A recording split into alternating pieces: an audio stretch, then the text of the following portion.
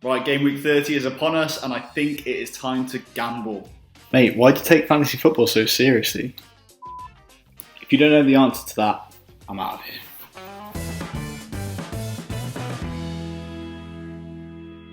Alright, so if like me, you're kind of low in the rankings, you're not entirely happy with where you're at, then I think it is now time to make some rash decisions and basically start going for broke.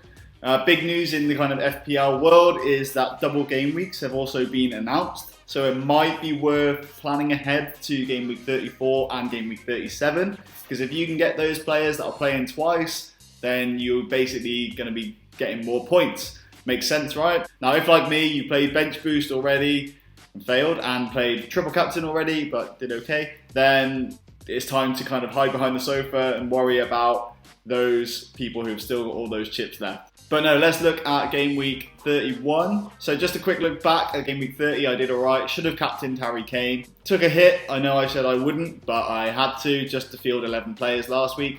And did all right, actually. Those three that I brought in were Schmeichel, Alderweireld, and Sigurdsson.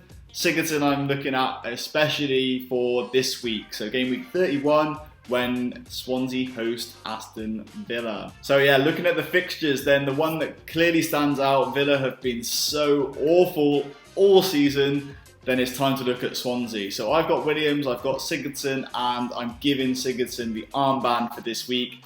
I mean, it's going to continue, right? The misery that Aston Villa are in.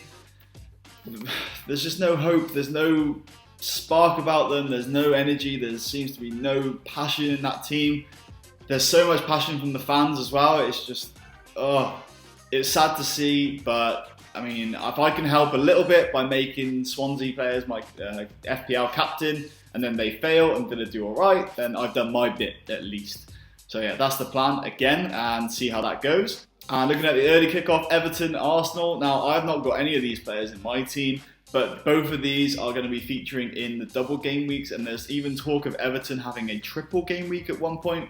Don't know if that's even possible, but it may happen. So maybe it's time to look to both of these teams. I'm thinking more towards Arsenal.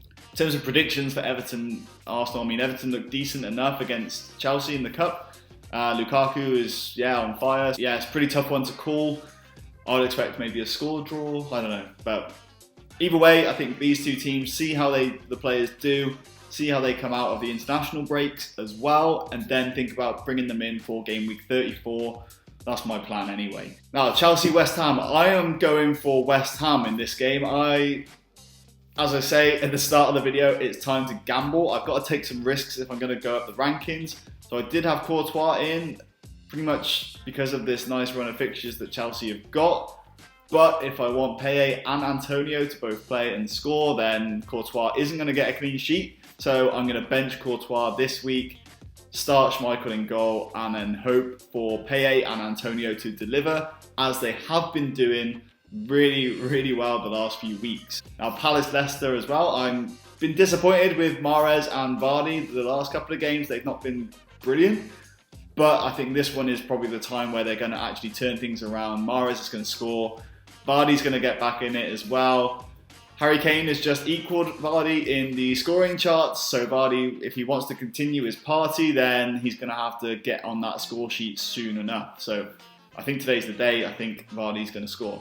Now, Watford-Stoke is an interesting one. I'm actually looking again at Watford with the double game weeks in mind. I know they've got some tough games, but there's no reason why Troy Deeney can't step up and do pretty well. Actually thinking if Vardy blanks even more, then Deeney is actually on my radar, definitely. I kind of even want him this week, but I've already made my transfer, so I'm not taking any point hits to bring him in, but that is a tempting one for me. So I'm expecting a Watford win there.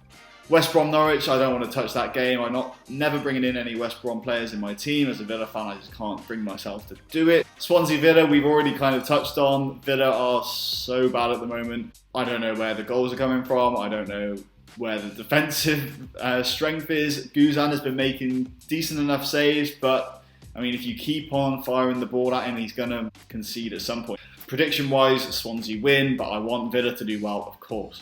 Newcastle-Sunderland, a massive game on Sunday. I'm actually looking at Newcastle as well. Again, they've got double game week coming up, so maybe Newcastle could be a kind of differential option for people. I've brought in Jan-Matt from Newcastle in my team. For this game, I'm always going to say that it's going to be a high-scoring game. So I'm maybe I made the transfer last night. I'm now thinking maybe that was the wrong choice, but we'll see. I mean, I've done it now. I'm locked in for this week, so Jan-Matt is in, and we'll see what he does. He is capable of scoring goals.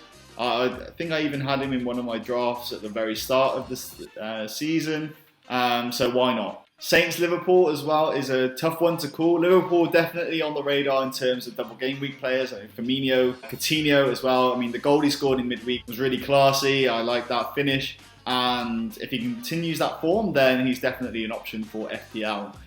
Just away at Southampton for this week is going to be a tough one. Southampton have looked really strong at the back, so maybe look at Liverpool after this week, see how they get on. And Manchester derby, I mean, again, it's a really good game, a really big one. Another derby like the Newcastle-Sunderland one.